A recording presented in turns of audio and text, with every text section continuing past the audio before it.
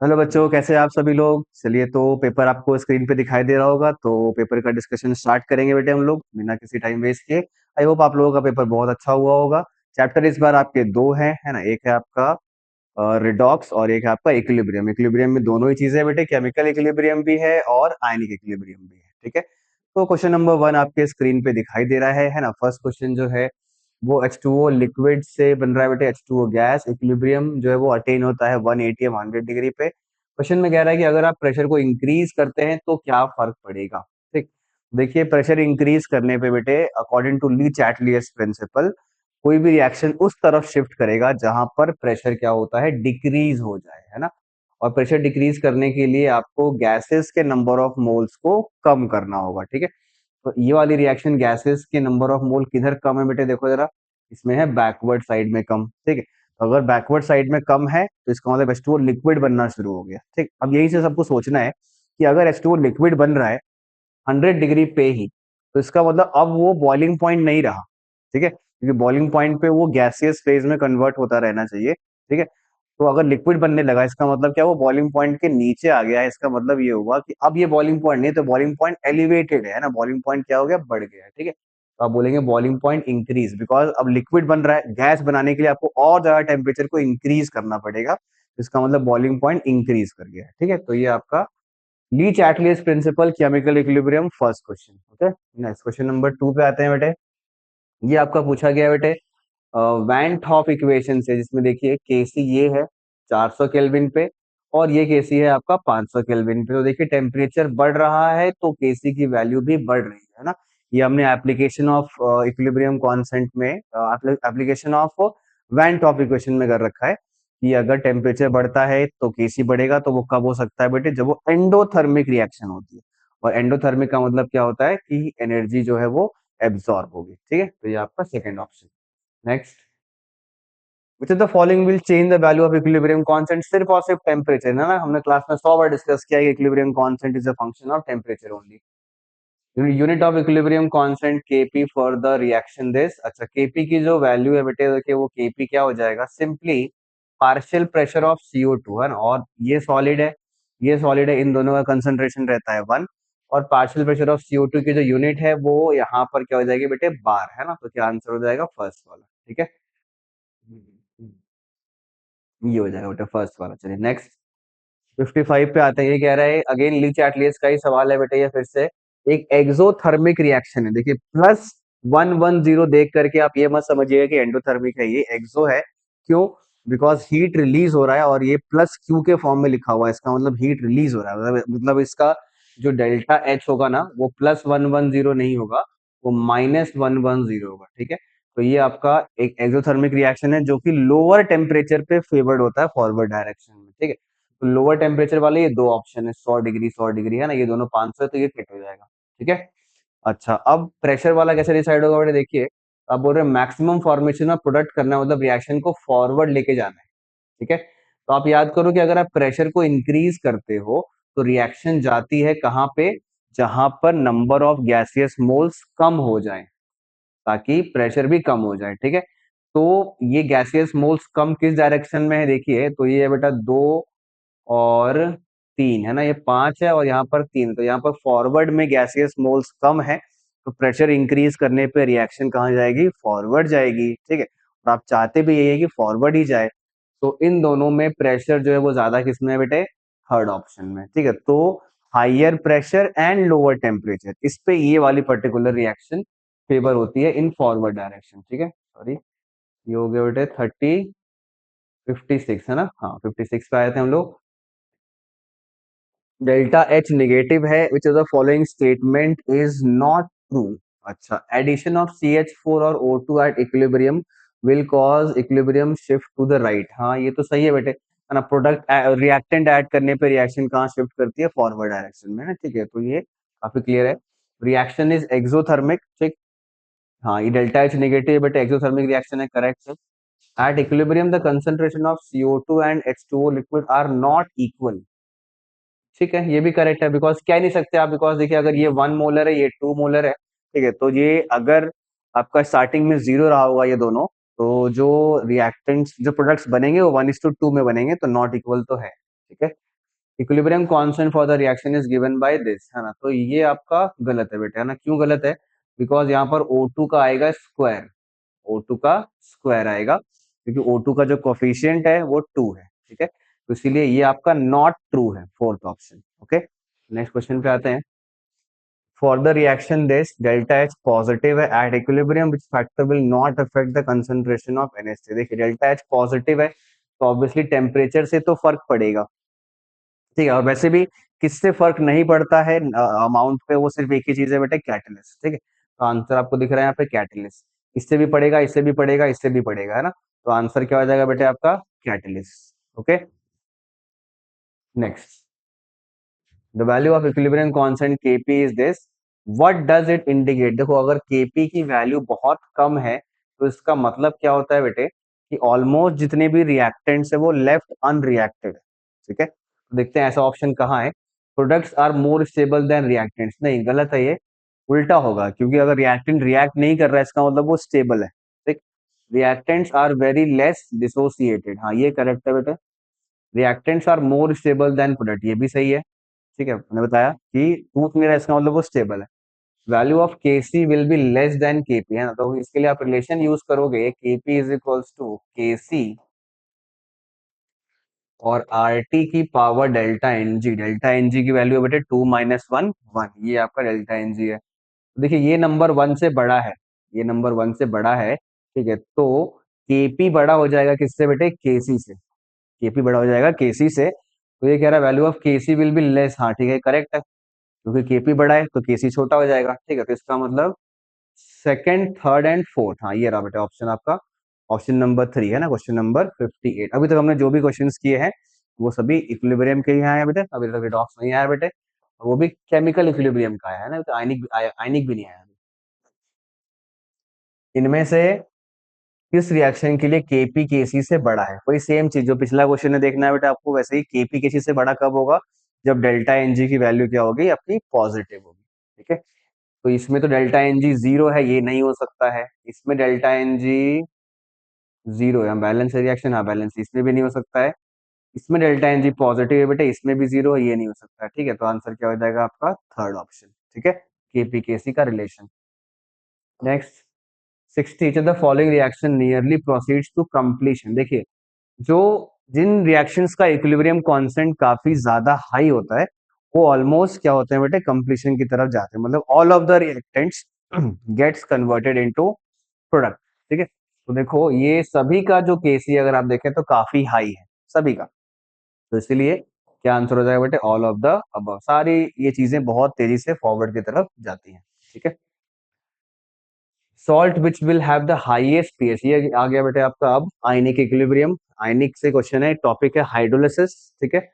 Highest pH के लिए आपको क्या देखना है कि जो सॉल्ट है ना वो आपका बनना चाहिए week acid and strong base का, ठीक है। स्ट्रॉन्ग बेस होगा, डोमिनेट करेगा, और पीएच आपका 7 से ऊपर जाएगा, ठीक है, कम है ना। तो CH3CONA जो है वो आपका एक ऐसा सॉल्ट है बेटे जो बना है वीक एसिड CH3COOH से, ठीक है। और NaOH जो कि एक स्ट्रॉन्ग बेस है, ठीक है, NaOH जो कि एक स्ट्रॉन्ग बेस है, ठीक है, उससे बना है, ठीक है बेटे। तो इसका आंसर हो जाएगा आपका फोर्थ, क्योंकि ये स्ट्रॉन्ग बेस और वीक एसिड का कॉम्बिनेशन है, बाकी इसमें ऐसा किसी में नहीं है। ये स्ट्रॉन्ग प्लस स्ट्रॉन्ग है, ये भी स्ट्रॉन्ग प्लस स्ट्रॉन्ग है, ये strong acid plus week weak base है, तो इसका पीएच लेस देन 7 होगा, ठीक है। 62 which pair will show common ion effect. Common ion effect होने के लिए क्या होना चाहिए बेटे? एक होना चाहिए आपका वीक इलेक्ट्रोलाइट और एक होना चाहिए क्या? स्ट्रॉन्ग इलेक्ट्रोलाइट, ठीक है। और दोनों में होना चाहिए कम से कम एक कॉमन, ठीक है। तो वीक इलेक्ट्रोलाइट HCN है, बिल्कुल है, और NaCN स्ट्रॉन्ग है, ठीक है, और दोनों में कॉमन है, ठीक है। ये हो जाएगा बेटा आपका answer, question number option number 1, ठीक है। ये नहीं होगा, दोनों स्ट्रॉन्ग है, ये दोनों स्ट्रॉन्ग है, और ये दोनों भी स्ट्रॉन्ग है, हाँ ठीक है। तो ये पॉसिबल नहीं है, 62 एक वीक होना चाहिए, है ना। Kb for ammonia is this, then the ionization constant of NH4 plus, ठीक है। देखिए NH4 plus का आयनाइजेशन कांस्टेंट पूछ रहा है और NH3 का आपको दिया है, ठीक है, ध्यान से समझिए। तो इन दोनों में क्या रिलेशन है बेटे? ये आपका वीक बेस है और NH4 प्लस क्या है? उसका कॉन्जुगेट एसिड है, कॉन्जुगेट एसिड, है ना। और आपने पढ़ा है कि कॉन्जुगेट पेयर्स का जो के और के बी का जो प्रोडक्ट होता है वो के डब्ल्यू के इक्वल होता है, जो कि 10⁻⁻⁴। ठीक। तो के बी जो अमोनिया का है वो है 2 × 10⁻⁻⁵ इंटू के इज इक्वल टू 10⁻⁻⁴। इसको सॉल्व करेंगे बेटे, ये आ जाएगा 5 × 10⁻⁻10। ठीक है, ये आपका आंसर है बेटा ना 63, 1/2.5। हाँ ठीक है बेटा, ये 10⁻⁻10। इसलिए तो ये हुआ ionic equilibrium conjugate acid base का concept. Does not act as buffer. Buffer के ऊपर थ्योरेटिकल क्वेश्चन है बेटे।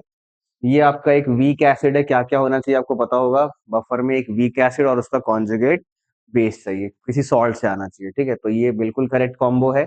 H3PO4 वीक एसिड है और उसका कॉन्जुगेट बेस होगा H2PO4-, जो कि आ रहा है इस सॉल्ट से। वीक एसिड और उसका कॉन्जुगेट बेस, ठीक है, ये भी करेक्ट है बेटे, है ना।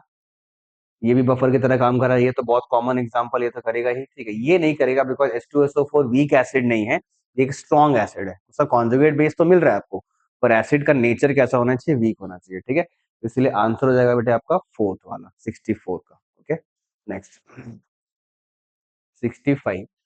Ionization constant of nitrous acid, ये के आपका पीएच पूछा है सोडियम नाइट्राइट का। अरे वाह, देखिए सोडियम नाइट्राइट जो है वो आपका NaNO2।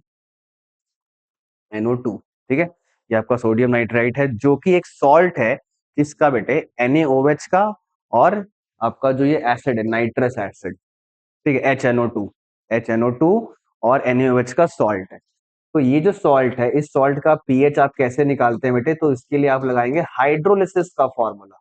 ठीक है, और हाइड्रोलिसिस में भी कौन सा, hydrolysis of salt of strong base and weak acid. ठीक है, तो उसके लिए फॉर्मूला क्या होता है बेटे, तो वो होता है pH is equals to half of पीकेडब्ल्यू जो कि 14 है, प्लस पीके। पीके आपको निकालना पड़ेगा इसका, है ना, ये के है तो इसका पीके कैसे आएगा, इसके लिए आप माइनस लॉग ऑफ के करेंगे। ठीक है, देखिए ऑप्शन जो है ना वो थोड़ा सा दूर दूर सा है, तो ये जो 4.5 है ना, मैं इसको एग्जैक्ट सॉल्व करने की जगह मैं इसको 5 मान लूंगा और इसका माइनस लॉग लूंगा, ताकि मुझे पीके निकालने में आसानी होगी। ठीक है, तो पीके जो है वो कैसे आएगा बेटे, वो हो जाएगा 4 - log 5, है ना।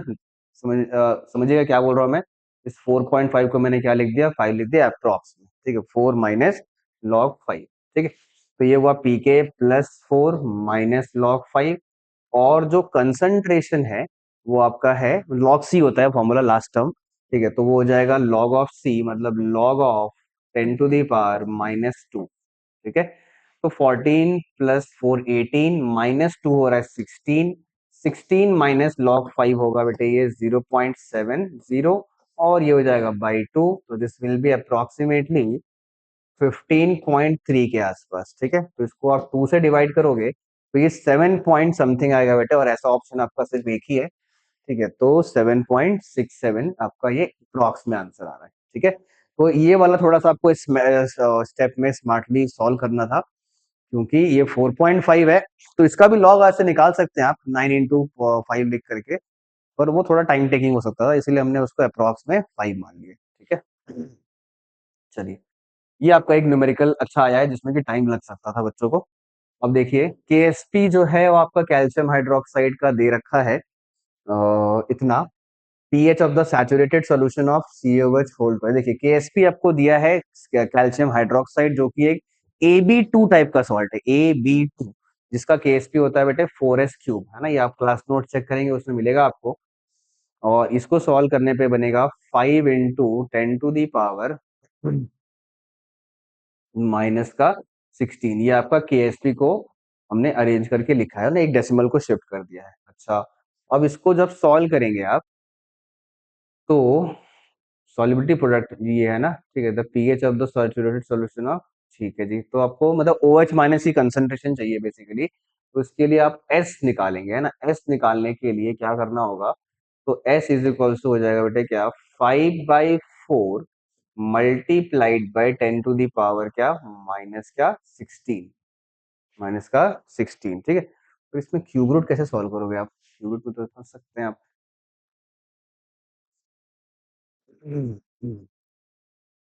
अच्छा, क्यूब रूट करने के लिए अच्छा, इसमें एक दिमाग लगाएंगे, थोड़ा सा कैलकुलेशन बचाना होगा अपने को, है ना। देखिए वाह, बहुत बढ़िया। देखिए क्या करेंगे बेटे, जो 0.5 है ना वो उसको 0.5 ही रहने देते हैं, और जो -15 है उसको -15 है तो उसको -16 नहीं बनाते। क्यों? बिकॉज क्यूब रूट है, और क्यूब रूट में जब आप 3 से डिवाइड करोगे तो 15 कटेगा, पर 16 नहीं कटेगा, तो पहले तो वो करना है। और जो 0.5 है ना उसको आप लिख दीजिए 1/2। ठीक है, 1/2। तो देखिए क्या फायदा होगा, 4s³ is equals to 1/2 multiplied by 10⁻⁻15। और जब ये 4 नीचे लेके आएंगे आप तो ये बन जाएगा 1/8। 1/8 का क्यूब रूट लेंगे तो वो क्या आएगा बेटे, 1/2 आएगा। ठीक है, तो ये थोड़ा सा इसमें दिमाग लगाना था। s 1/2 और 10⁻⁻5, बस ये हो गया s।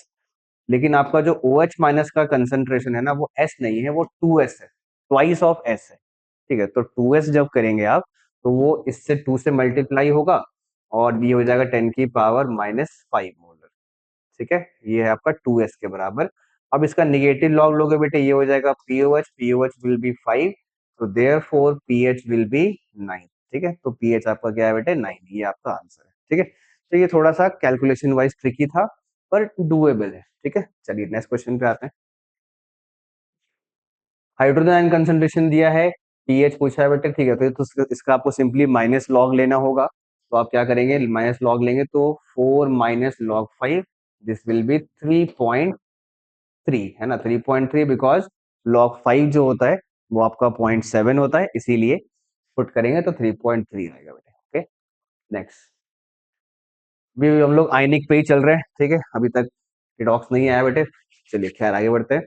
KSP AgCl का दिया है, सॉल्युबिलिटी ऑफ AgCl होगा यहाँ पे इन 0.1 मोलर BaCl2। तो ये कॉमन आयन इफेक्ट की क्वेश्चन है, common ion effect on the solubility of the salt. ठीक है, इसका क्वेश्चन है। ओके, तो कैसे करना है, तो KSP ऑफ AgCl है 10⁻⁻10 is equals to concentration of Ag plus, उसको आप क्या बोल रहे हैं बेटे, S डैश, और into concentration of Cl minus, जो कि S डैश प्लस 0.2 मोलर होगा। 0.2 कहां से आया, फ्रॉम BaCl2, जिसका 0.1 था, तो Cl डबल आएगा ना बेटे, है ना, तो Cl हो जाएगा कितना, 0.2 मोलर। ठीक, फिर मैंने बोला है कैलकुलेशंस को इजी करने के लिए आप हमेशा इसको इग्नोर कर देते हैं, जो कॉमन आयन होता है उसमें से वीक वाले को आप हमेशा इग्नोर कर दो। ठीक है, तो इससे आपकी एस डैश की वैल्यू हो जाएगी 5 × 10⁻⁻10, ये आपकी नई सॉल्युबिलिटी है। ठीक है, तो सॉल्युबिलिटी के ऊपर इफेक्ट पड़ता है, क्या होता है बेटे, डिक्रीज करती है सॉल्युबिलिटी, हमने एक टॉपिक पढ़ा हुआ है। ठीक है, चलिए नेक्स्ट क्वेश्चन पे आते हैं। इक्विलिब्रियम कांस्टेंट आपसे इस रिएक्शन का पूछा गया है, तो इस रिएक्शन का इक्विलिब्रियम कांस्टेंट कैसे आएगा, उसके लिए देखिए H2O और H3O+ दिख रहा है आपको, तो इसका मतलब आपको जो वाटर का जो डिसोसिएशन कांस्टेंट होता है ना Kw, वो भी आपको इंक्लूड करना पड़ेगा। ठीक है, अच्छा इसका दे रखा है, और हाँ ठीक है, इसका पूछा है तो इसका मतलब आपको वाटर वाला तो इंक्लूड करना ही पड़ेगा। तो देखिए क्या है इसका, आपको पता है, आप क्या करिए, आप ये रिएक्शन लिखो, H plus OH minus gives H2O। इसका जो इक्विलिब्रियम कांस्टेंट होता है बेटे वो होता है 10⁻+14। ठीक है, क्योंकि H2O जब टूटता है H प्लस और OH माइनस में, तो वो होता है क्या, -14, उसी को रिवर्स करेंगे तो वो हो जाएगा +14। ठीक है, आप इस रिएक्शन को और इस रिएक्शन को ऐड कर दीजिए, और देखिए आपको वो मिल जाएगा बेटे H3O+ और H+, ये कट जाएगा, दोनों ही सेम चीजें होती हैं। H2O और H2O भी कट जाएगा, बचेगा ये ये जो कि यहाँ और यहाँ है, और फिर क्या बचेगा, ये बचेगा, और ये और H2O बचेगा, है ना। H2O कहाँ गया, अच्छा H2O नहीं कटेगा, सॉरी सॉरी, H2O नहीं कटेगा, H2O तो आपको चाहिए, है ना। H2O कैसे बच रहा है फिर, अच्छा इसमें जो H3O+ है ना उसको आप ऐसे लिख सकते हैं H2O+H+। ठीक है, तो H+ से H+ कैंसिल कर दिया आपने, H2O यहीं पे कट गया, ये वाला एक H2O आपका बच जाएगा जो आपको यहाँ पर बच रहा है। ठीक है, तो कुल मिलाकर के फर्स्ट रिएक्शन, ये वाली रिएक्शन और ये वाली रिएक्शन जो आपने यहाँ पर लिखी है, उन दोनों को आपने ऐड किया, इसको ऐड किया और इसको ऐड किया, तो आपको ये रिएक्शन मिल गया, ये रिएक्शन मिल गया। ठीक है, तो रिएक्शन को ऐड करने पे जो इक्विलिब्रियम कांस्टेंट होता है वो क्या हो जाता है बेटे, मल्टीप्लाई, ठीक है। तो क्या हो जाएगा 1.8 10⁻⁻5 मल्टीप्लाइड बाई 10⁻14, ठीक है। तो ये हो जाएगा आपका 1.8 10⁻9, ये आपका आंसर है, ठीक है। अब इसमें ऑप्शन नहीं है बेटे, मिसिंग है, चलिए खैर 20 पे आते हैं। इनमें से कौन सा रिडॉक्स करेगा रिएक्शन? रिडॉक्स करने के लिए क्या होना चाहिए बेटे? ऑक्सीडेशन नंबर में चेंजेस आने चाहिए। तो कोई भी डबल डिस्प्लेसमेंट रिएक्शन जो है ना, वो कभी भी रिडॉक्स नहीं होती, ध्यान रखिएगा। जैसे ये डबल डिस्प्लेसमेंट है, ये नहीं हो सकता रिडॉक्स, ये भी नहीं हो सकता रिडॉक्स, ठीक है। ये आपका नहीं, ये भी रिडॉक्स पॉसिबल नहीं है, ठीक है। ये भी पॉसिबल नहीं, ये डबल डिस्प्लेसमेंट नहीं है बेटे। इसमें क्या होगा, KI और Cl2 रिएक्ट करेंगे और उससे बन जाएगा KCl और I2, जिसमें आप देखिए तो आयोडीन का हुआ है ऑक्सीडेशन और क्लोरीन का क्या हो गया है, रिडक्शन, ठीक है। तो ये आपका रिडॉक्स रिएक्शन कर सकता है। बाकी सभी जो हैं वो क्या है, डबल डिस्प्लेसमेंट रिएक्शन, ठीक है। और ये भी डबल डिस्प्लेसमेंट तो नहीं है, ठीक है, पर इसमें क्या हो रहा है, बस कॉम्बो हो रहा है ना, Na+ एक प्रकार से NH3 और HCl मिलके बनता है NH4Cl। उसमें आप चेक करोगे तो किसी का भी ऑक्सीडेशन नंबर चेंज नहीं कर रहा, ठीक है। नेक्स्ट क्वेश्चन पे आते हैं बेटे, 71। Can not exhibit disproportionation. Can not exhibit का मतलब क्या है कि या तो वो अपने मिनिमम ओएस में हो और या तो मैक्सिमम ओएस में हो, तभी वो डिस्प्रपोर्शनेशन नहीं कर सकता। बिकॉज डिस्प्रपोर्शनेशन करने के लिए क्या होना चाहिए, या तो मिनिमम और मैक्सिमम के बीच में होगा, तभी कर सकता है। क्योंकि दोनों चाहिए ना, ऑक्सीडेशन भी करना है, रिडक्शन भी करना है, ठीक है। तो HClO4 में देखो, Cl आपका मैक्सिमम ओएस में है, दैट इज +7 में है, ठीक है। तो उसका फर्दर ऑक्सीडेशन नहीं पॉसिबल है, ऑक्सीडेशन नहीं पॉसिबल है, इसीलिए वो आपका डिस्प्रपोर्शनेशन नहीं कर सकता, ठीक है। तो आपके रिडॉक्स के सवाल शुरू हो गए बेटे। Next, which of the following indicates the oxidizing behaviour of, देखो ऑक्सीडाइजिंग बिहेवियर का मतलब क्या है, वो खुद क्या होगा, रेड्यूस, ठीक है। तो आपको देखना है कि किसमें H2SO4 का रिडक्शन हो रहा है। ये रहा बेटे, देखिए ये आपका यहाँ पर +6 में है और ये आपका +4 में है। तो ये वो रिएक्शन है जहां पर इसका रिडक्शन हो रहा है, तो इसीलिए ये एक ऑक्सीडाइजिंग बिहेवियर शो नहीं करेगा, ठीक है। 73, which the following compound can act as reducing agent, है ना। तो रेड्यूसिंग एजेंट की तरह कौन फंक्शन कर सकता है बेटे, जो खुद ऑक्सीडाइज होने की टेंडेंसी रखता है, ठीक। तो ऑक्सीडाइज होने के लिए क्या होना चाहिए, वो अपने मिनिमम या फिर लोअर ऑक्सीडेशन स्टेट में होना चाहिए, ठीक है। तो ये देखिए मैक्सिमम में नहीं पॉसिबल है, मैक्सिमम में नहीं पॉसिबल है, ये भी मैक्सिमम में है ना। इसमें अगर आप देखें आयरन +3 में है, तो ये +3 से और ज्यादा ऑक्सीडाइज नहीं हो सकता है, ठीक है। पर H2S जो है वो फर्दर ऑक्सीडाइज हो सकता है, बिकॉज सल्फर इसमें -2 में है, ठीक है। तो अगर ये ऑक्सीडाइज हो सकता है, इसका मतलब ये एजेंट कैसा है बेटे, रेड्यूसिंग एजेंट, ओके। ABC, मतलब इसमें बैलेंस करना है, तो बैलेंस इसमें आप देखो, जब भी ऐसे वाले बैलेंस है, ऑप्शंस का यूज करो, है ना। फालतू में वो रिडॉक्स वाले बैलेंसिंग मत करो, है ना, बेकार में टाइम वेस्ट होगा। ऑप्शंस का यूज करो, देखो फटाफट। एल्यूमिनियम में आपको दिख रहा है 4 है, ठीक है। तो ये बी तो पक्का हो गया, 4 ही होगा, ठीक है। तो ऐसा कौन सा ऑप्शन है भाई जहां पर B 4 है, तो ये रहा, ये ऑप्शन, बस खत्म, है ना। ऐसे करके, है ना, अगर आप स्टेप बाय स्टेप बैलेंस करेंगे, आंसर आपका वही आएगा रिडॉक्स बैलेंसिंग से। लेकिन जो आपका टाइम है वो काफी ज्यादा लग सकता है, ठीक है। तो इससे अच्छा है कि आप ऑप्शंस का यूज करें for most of the balancing questions.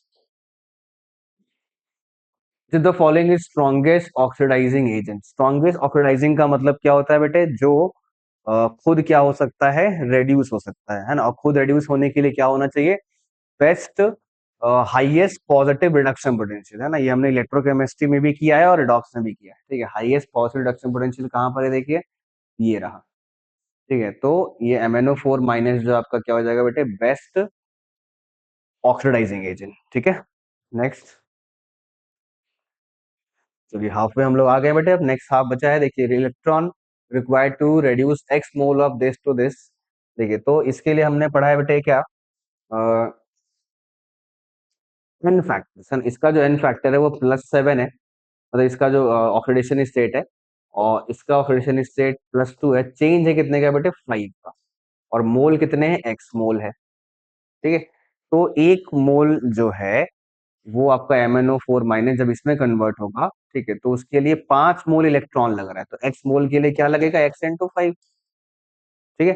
तो 5x मोल्स ऑफ इलेक्ट्रॉन आपका इसमें कन्वर्ट हो रहा है, तो रिक्वायर्ड है, ठीक है, MnO4 माइनस को Mn+2 में कन्वर्ट करने के लिए। Okay, 77। What is the value of n in the following reaction? देखिए इसमें फिर से वही बैलेंसिंग आया है। बैलेंसिंग में ऑप्शंस का यूज करेंगे। देखिए पहले तो ऑक्सीडेशन नंबर देख लो बेटा, है ना, CrOH होल 4 यहाँ पर आपका Cr जो है वो +3 में है, ठीक है, और ये वाला Cr आपका +6 में है। तो बस सिंपल हो गया, 3 से 6 जा रहा है तो इलेक्ट्रॉन जो है वो सिर्फ Cr ही निकाल रहा है यहाँ पे, ठीक है, तो ये कितने इलेक्ट्रॉन्स हो जाएंगे बेटे? 3 इलेक्ट्रॉन्स हो जाएंगे, ठीक है। बाकी तरीका आपको हमने क्लास में डिस्कस किया है, पर अभी उससे करेंगे नहीं, ऑप्शन से करिए, ठीक है। तो ये रहा थर्ड ऑप्शन,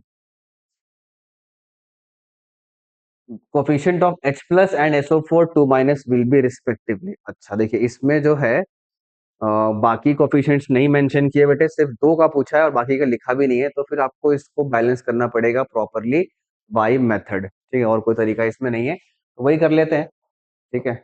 तो देखिए Cr2O7 2- से बन रहा है Cr+3, ठीक है। तो सबसे पहला होता है बेटे कि आप अदर एलिमेंट्स को बैलेंस करें, तो वो आपका Cr है, वो बैलेंस कर दिया आपने।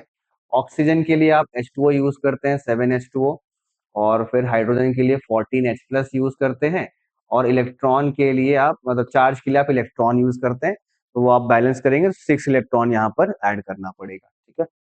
जब SO3 में आएंगे हम लोग, SO3-2 जो है वो कन्वर्ट हो रहा है SO4-2 में, तो ये चीज यहाँ पर आप देखेंगे बेटे, सल्फर ऑलरेडी बैलेंस है, ठीक है, तो इसके लिए आपको क्या करना है,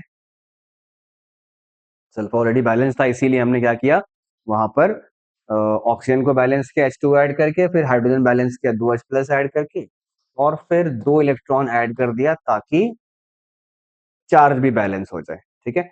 और फिर इसको कर देंगे आप 3 से मल्टीप्लाई और नेट रिएक्शन को जोड़ देंगे, ठीक है, और आपको इससे आंसर मिल जाए। कुछ H2O वगैरह अगर कैंसिल हो रहा है, वो कैंसिल भी आपको कर लेना है, ठीक है। बस यहीं पर छोड़ रहा हूँ मैं इसको, आपको इसके आगे आपका काम है बेटे, देख लीजिए क्या आता है। Next 29, number of moles of MnO4 minus required to oxidize 1 mole of ferrous oxalate completely in acidic में। हाँ ठीक है, इसमें हो सकता है कि बहुत सारे बच्चे जो है फंसे होंगे, क्योंकि ये एक टाइट्रेशन टाइप का क्वेश्चन हो गया, जिसमें रिडॉक्स टाइट्रेशन में हमने पढ़ा है कि एक रिएजेंट जो है वो दूसरे रिएजेंट को जब ऑक्सीडाइज करता है, तो उसके नंबर ऑफ इक्विवेलेंट्स इक्वल होते हैं, ठीक है, तो वही हमें यहाँ पे फंडा लगाना है, ठीक।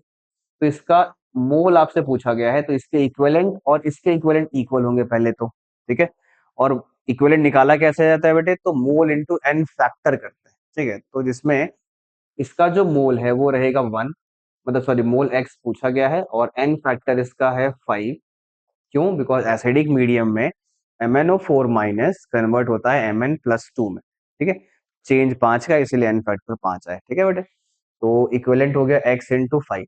और फेरस ऑक्सलेट देखो पहले तो फॉर्मूला क्या होता है, FeC2O4, ये ऑक्सीडाइज होके बनेगा क्या, Fe Fe2 Fe2C2O4 whole thrice, ठीक है, सॉरी ये नहीं बनेगा बेटा, इसमें सिर्फ आयरन आयरन नहीं है ना, Fe3+ और CO2 दोनों ही बनेगा, ठीक है, मतलब आयरन +2 से +3 में जाएगा, और कार्बन जो है वो आपका +3 से कहाँ जाएगा, +4 में जाएगा, ठीक है। तो आपको आयरन को भी ऑक्सीडाइज करना है और कार्बन को भी ऑक्सीडाइज करना है, ठीक है। तो आयरन गया +2 से +3, उसमें चेंज है कितने का बेटे, 1 का, उसका एन फैक्टर 1 हुआ, है ना, एक चेंज, एक का चेंज है। ऑक्सलेट आयन में देखिए आप, तो कार्बन यहाँ पर +3 में रहता है, वो जा रहा है +4 में, चेंज 1 का है, लेकिन कार्बन के एटम 2 है, कार्बन के एटम 2 है, तो वहां पर टोटल चेंज हुआ 2 का, वो भी लॉस है, ठीक है, तो आयरन में भी लॉस है ना, कार्बन में भी लॉस है, ठीक है, तो टोटल लॉस जो हुआ 3 का हुआ, मतलब 3 उसका एन फैक्टर हुआ, और इसका मोल जो है बेटे वो क्या है, 1 मोल है ना, मोल 1 है। तो बस एक्स की जो वैल्यू है वो आ गई क्या बेटे, 3/5, दैट इज 0.6, ठीक है। ये थोड़ा सा अभी तक का जो है डिफिकल्ट क्वेश्चंस में से है। Next, the following statement is not true, इनमें से कौन सा ट्रू नहीं है। In redox reaction oxidation is always accompanied by reduction, बिल्कुल सही बेटा, अगर कोई इलेक्ट्रॉन लूज कर रहा है तो कोई ना कोई गेन भी करेगा, दोनों चीजें साथ में ही होती हैं, अलग अलग नहीं हो सकता, ठीक है। Negative ion changes to neutral species process is oxidation, हाँ ठीक है, निगेटिव आयन का मतलब वो उसके पास इलेक्ट्रॉन एक्सेस है, जब वो न्यूट्रल में गया इलेक्ट्रॉन का लॉस हुआ, लॉस ऑफ इलेक्ट्रॉन ऑक्सीडेशन है। Oxidizing agent has a tendency to lose electron, oxidizing agent का मतलब होता है जो खुद रेड्यूस हो तो लूज इलेक्ट्रॉन नहीं गेन इलेक्ट्रॉन, ठीक है। और ये वाला करेक्ट है, ठीक है, तो इसका मतलब नॉट ट्रू पूछा है बेटे, तो ये आपका आंसर हो जाएगा थर्ड वाला, ठीक है। तो ये थोड़ा सा इजी हो गया। Next 81, select the reaction in which H2O2 is acting as reducing, H2O2 को रेड्यूसिंग एजेंट की तरह काम करने के लिए खुद क्या होना होगा बच्चे, ऑक्सीडाइज। और H2O2 में ऑक्सीजन -1 में बैठा है, तो -1 से कहाँ जाएगा, 0, ठीक है, उससे ज्यादा ऊपर वो जा नहीं सकता है। तो आपको देखना है कि कहाँ पर जीरो है, जीरो देखो ये रहा बेटा, है ना, H2O2 सिर्फ एक ही जगह बन रहा है, तो H2O2 इसमें ऑक्सीडाइज हो रहा है, इसका मतलब ये यहाँ पर रेड्यूसिंग एजेंट की तरह फंक्शन, ठीक है। नेक्स्ट, ये कंपाउंड हमने क्लास में डिस्कस किया है बेटे, है ना, इसको हम लोग बोलते हैं कार्बन सब ऑक्साइड, एनसीईआरटी का एक कंपाउंड है, बहुत इंपॉर्टेंट, जो फिर हमने किया था paradox of fractional oxidation state में, ठीक है। तो इसका स्ट्रक्चर जो है कुछ ऐसा बनाया था लीनियर, इसमें आपसे इस मिडिल वाले कार्बन का पूछ रहा है ना, एवरेज नहीं पूछ रहा है, तो मिडिल वाले का जो है वो 0 होगा, क्योंकि वो दोनों तरफ कार्बन से ही लगा है, ठीक है, सेंट्रल कार्बन, सेंट्रल एटम पूछ रहा है बेटा, है ना, ठीक है। तो इसका आंसर क्या हो जाएगा, 0, okay. Next, role of hydrogen peroxide in above reaction is, ठीक है। हाइड्रोजन पेरोक्साइड जो है वो ये है बेटे, है ना, इधर है और इधर है, ये तो देखिए इनका क्या क्या रोल है। तो देखो H2O2 इसमें कन्वर्ट हो रहा है H2O में, तो ये -1 से -2 जा रहा है बेटे, खुद का रिडक्शन हुआ, तो इसका मतलब ये एजेंट कैसा हो गया, ऑक्सीडाइजिंग एजेंट, ठीक है। और H2O2 जो है वो O3 से रिएक्ट करके इसमें और इसमें आ रहा है बेटे, तो इसमें आपको नोटिस ये करना है, O3 जो है ना वो अपने आप O2 में नहीं आ सकता, बिकॉज दोनों में दोनों का ही 0 है, O3 का भी 0 है ऑक्सीडेशन स्टेट और O2 का भी 0 है, ठीक है। तो वो चेंज लाने के लिए आपको क्या करना होगा, ऐसे सोचना होगा कि H2O2 कन्वर्ट हुआ है आपका O2 में, और O3 कन्वर्ट हुआ है आपका H2O में, है ना, ये चीज आपको सोचना था, ठीक है।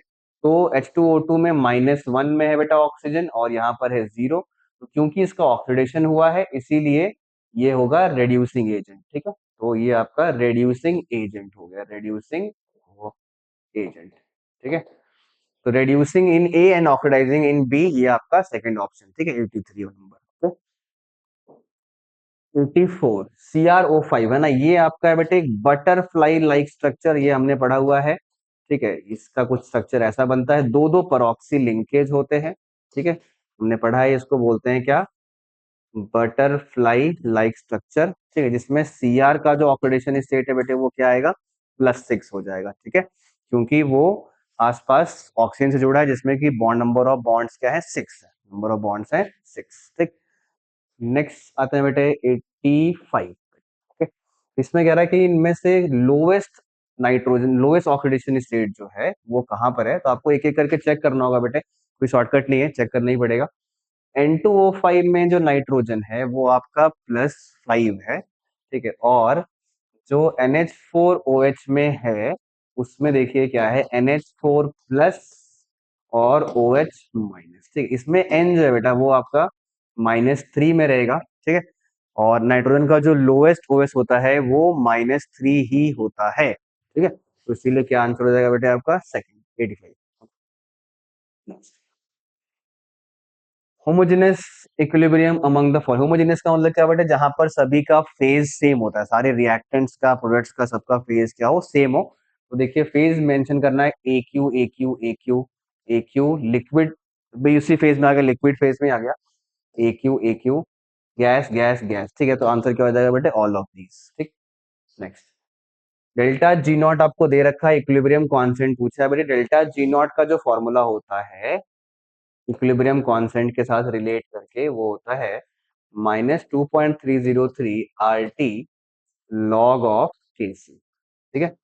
तो जो डेल्टा जी नॉट है वो आप रखेंगे -4.606 10⁻³ है ना, क्योंकि ये किलो कैलोरी में बेटे, उसको हम लोग कैलोरी में कन्वर्ट कर रहे हैं, ठीक है, तो आर भी कैलोरी में रखेंगे, ओके, ये हो जाएगा -2.303 आर हो जाएगा 2, और टेम्परेचर है 227, इसमें 273 ऐड करेंगे तो ये हो जाएगा 273 227 500 है ना, 500, और हो जाएगा लॉग ऑफ के सी। ठीक है, ये देखिए 2 से कट जाएगा बेटे, ये कट जाएगा आपका अगेन 2 से कट जाएगा, है ना, ये 2 से कट जाएगा, छूट तो नहीं रहा है, हाँ ठीक है 2 से कट जाएगा, और ये वाला 2 आपका इससे कट जाएगा। ठीक है, तो क्या बच रहा है, लॉग के सी इज इक्वल्स टू 2, लॉग के सी इज इक्वल्स टू 2, तो के सी की वैल्यू क्या हो जाएगी बेटे, 10 की पावर 2 मतलब 100। ठीक है, ये आपका ऑप्शन नंबर 1। ठीक है, तो डेटा ऐसा दिया है कि जो कैलकुलेशन है वो बहुत टफ नहीं है, वो इजीली सब कुछ कट रहा है, तो आप इसको सॉल्व कर सकते थे। ठीक है, पर क्योंकि ये सेक्शन बी में है, मैं बार बार बोलता हूँ सेक्शन बी में आप वही क्वेश्चन करें जो थ्योरेटिकल हो, उसमें आपको न्यूमेरिकल में फंसने की जरूरत नहीं है, अगर आप सॉल्व कर सकते हैं तो। The following equilibrium are given, आपसे पूछा है इस रिएक्शन का, इसमें दिमाग ये लगाना होता है बेटे, कम टाइम में करने, प्रोसेस आपको पूरा क्लास में सिखा रखा है मैंने, इसको उल्टा करो मल्टीप्लाई करो, है ना, कम टाइम में आपको क्या करना होता है कि किसी एक ऐसे रिएक्टेंट को पकड़िए जो सिर्फ एक ही रिएक्शन में हो। ठीक है, तो देखा हमने कि भाई H2O सिर्फ यहाँ पर है, ठीक है, और आपको चाहिए 3H2O, तो साइड सेम है, साइड सेम का मतलब कि H2O है भी राइट साइड में और चाहिए भी उधर ही। ठीक है, लेकिन कोफिशिएंट में अंतर है, मतलब यहाँ पर 3 लगा होगा, तो इसका मतलब ये आपको 3 से मल्टीप्लाई करना होगा, तो ये पावर 3 आएगा, K3 पे पावर 3 आएगा। अब ऐसा ऑप्शन आपको ढूंढना है कि K3 पे पावर क्या रहे, 3 रहे, तो देखिए ऐसा कोई ऑप्शन K3 पे पावर 3, अगर 2 ऑप्शन होगा तो ठीक है, तो हम लोग फिर और सोचेंगे, दिमाग लगाएंगे, और नहीं है तो ये रहा, देखिए भाई K3 पे पावर क्या है बेटे, 3, बस एक ही ऑप्शन ऐसा है जहां पर K3 पे पावर 3 है, और तुरंत आगे बढ़ जाएंगे। ठीक है, तो इससे आपका टाइम बचेगा, है ना, वो पूरा करने जाएंगे ना स्टेप बाय स्टेप, तो बहुत टाइम लगता है उसमें। ठीक है, नेक्स्ट है mixture of 1 mole N2 2 mole H2 8 mole NH3 is introduce in A 20 litre vessel eight, तो आपसे पूछ रहा है equilibrium constant Kc for the reaction. अच्छा, केसी दे रखा है, केसी दे रखा है, आपसे पूछ रहा है कि रिएक्शन कहाँ पर शिफ्ट करेगी, अच्छा कहाँ जाएगा, मतलब आपको कंपेयर करना होगा बेटे क्यू और केसी में, है ना, ये हमने पढ़ा हुआ है, क्यू और केसी कंपेयर करके आप कर सकते हो। तो क्यू कैसे निकालेंगे, वही कंसंट्रेशन ऑफ NH3 का स्क्वायर, रिएक्शन वही रहेगी, N2 plus 3H2 gives 2NH3, तो NH3 का स्क्वायर करेंगे, NH3 की जो कंसंट्रेशन है वो 8 मोल/20, ठीक है, तो 8/20 हो जाएगा, 4 2 जा 8, 4 5 जा 20, तो 2/5। ठीक, तो 2/5 का आप करोगे स्क्वायर, नीचे आएगा N2 का मूल है 1, 1/20, ठीक है, और फिर 2/20 का पावर 3, है ना, H2 की पावर 3 आएगा, मतलब है ना, रिएक्शन में होता है ये। अब ये Q आ गया बेटे, Q जो है वो आपको कंपेयर करना होगा किससे, Kc से।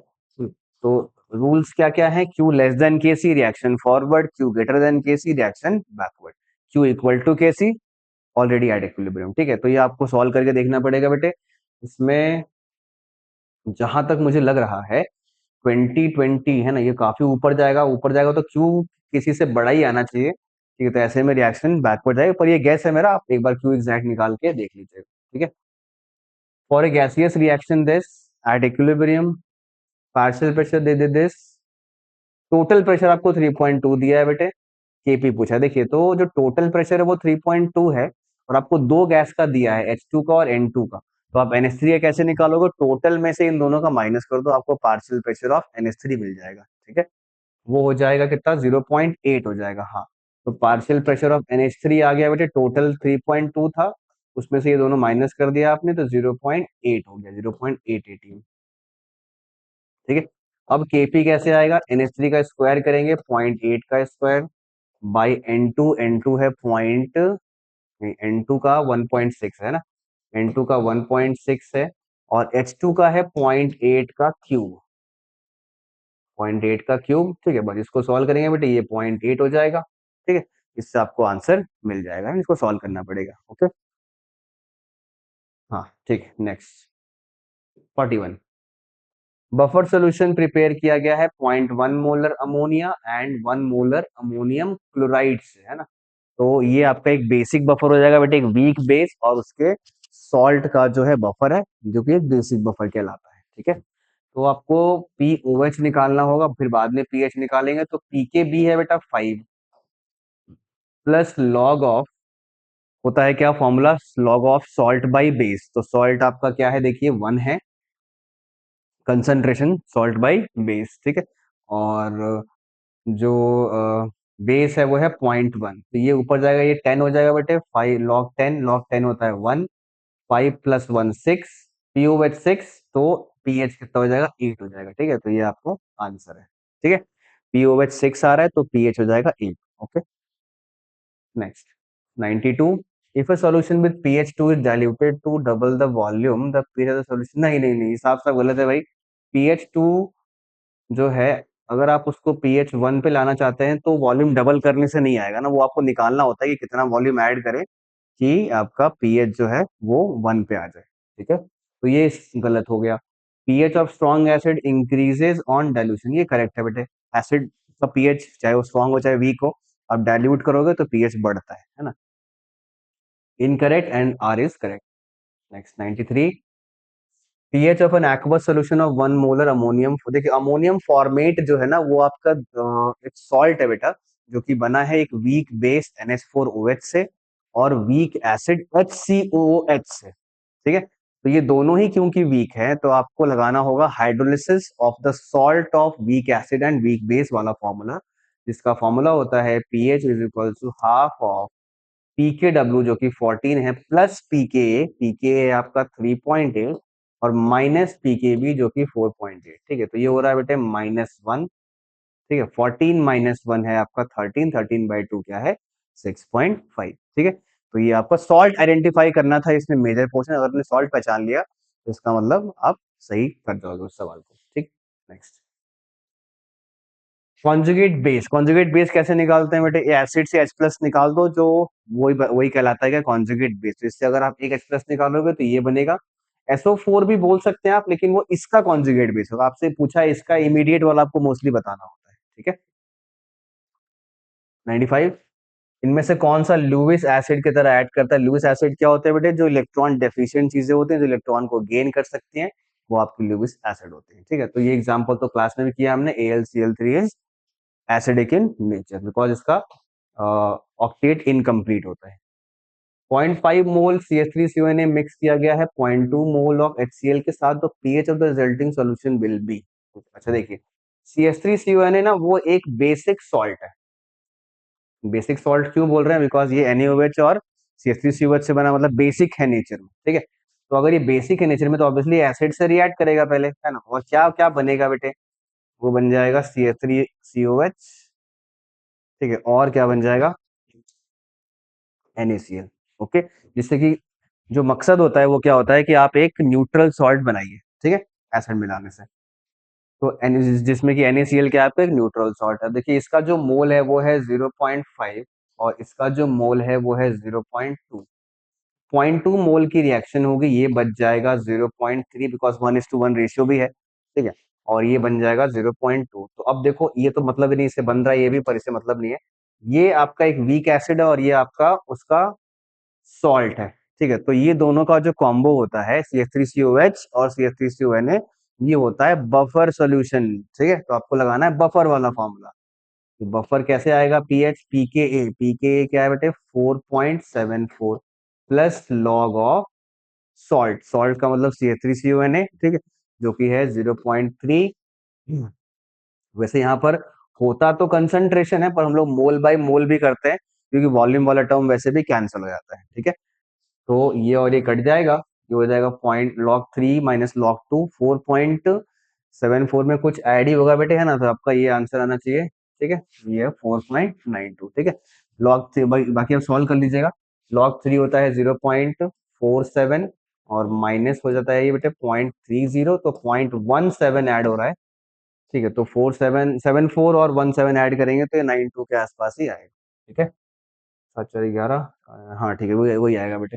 नेक्स्ट, जो the following reactions are disproportionation, है ना। इसमें क्या होता है बेटे कि एक एलिमेंट का जो ऑक्सीडेशन नंबर है वो बढ़ता भी है और घटता भी, इसी को हम लोग क्या बोलते हैं, डिसप्रपोर्शनेशन रिएक्शन, ठीक है। तो ढूंढना है ना, बस और कुछ नहीं है। ये रहा देखिए बेटा, पहला तो है डिसप्रपोर्शनेशन, है ना, +1 +2 0। ये नहीं हो सकता क्योंकि KMnO4 ऑलरेडी मैक्सिमम में होता है, ठीक है, तो ये पॉसिबल नहीं है। ये भी नहीं पॉसिबल है, इसमें भी KMnO4 मैक्सिमम में है बेटा, ये भी पॉसिबल नहीं है। ठीक है। अच्छा, MnO4 2 माइनस, हाँ ये पॉसिबल है क्योंकि इसमें Mn+6 में है, ये आपका +7 में भी जा रहा है और +4 में भी जा रहा है। ठीक है, तो ये हो गया बेटा ए और डी। ठीक है, तो ए में भी हो रहा है डिस्प्रपोर्शनेशन और डी में भी हो रहा है। ठीक है, नेक्स्ट क्वेश्चन पे आते हैं। 98 द फॉलोइंग ट्रू रिगार्डिंग, अच्छा देखिए इसमें से क्या ट्रू है, तो bromine is neither reduce nor oxidize, ये तो गलत हो गया ना, ये जीरो है बेटे, इस ब्रोमीन के साथ तो दोनों हो रहा है ना, ये जीरो है, ये -1, ये आपका +5, तो दोनों हो रहा है, तो ये तो ट्रू नहीं है, नॉट ट्रू है। ठीक है, bromine is oxidize and carbonate radical is reduce, नहीं ये भी गड़बड़ है, bromine is both reduce and oxidize, हाँ ये करेक्ट है, ब्रोमीन का ही रिडक्शन हो रहा है 0 से -1 और 0 से +5, ये क्या है उसका ऑक्सीडेशन है। ठीक है, तो दोनों चीजें ब्रोमीन के साथ ही हो रही है। ठीक है, नेक्स्ट 99 पे आते हैं बेटे, सेकंड लास्ट क्वेश्चन। डिस्प्रपोर्शनेशन कौन सा है, फिर से वही ढूंढेंगे बेटे जिसमें चेंजेस आपका दोनों हो रहा है, इंक्रीज डिक्रीज दोनों हो रहा है, तो ये रहा बेटा ऑप्शन आपका, Cl2 में 0 होता है और यहाँ पर है -1 और यहाँ पर है +1। ठीक है, -1, हाँ ठीक है, +1, तो इसमें दोनों हो रहा है। ठीक है, बाकी किसी में नहीं हो रहा होगा। Next last, the following amount chlorine is an maximum oxidation, इसलिए जो निकाल के चेक करना है बेटे, है ना, इसमें +7 है और इसमें +5 है। ठीक है, तो ये नहीं होगा, ये भी नहीं होगा, ये भी नहीं होगा, हाँ ये रहा HClO4 आपका +7 है। ठीक है, तो +7 आपका मैक्सिमम OS क्लोरीन का पॉसिबल है। ठीक है, तो चलिए इसी के साथ आपका पेपर का डिस्कशन होता है बेटे कंप्लीट। आई होप बहुत सारे क्वेश्चंस आपके सही होंगे और आपको काफी अच्छे नंबर मिले। Okay, best of luck, thank you.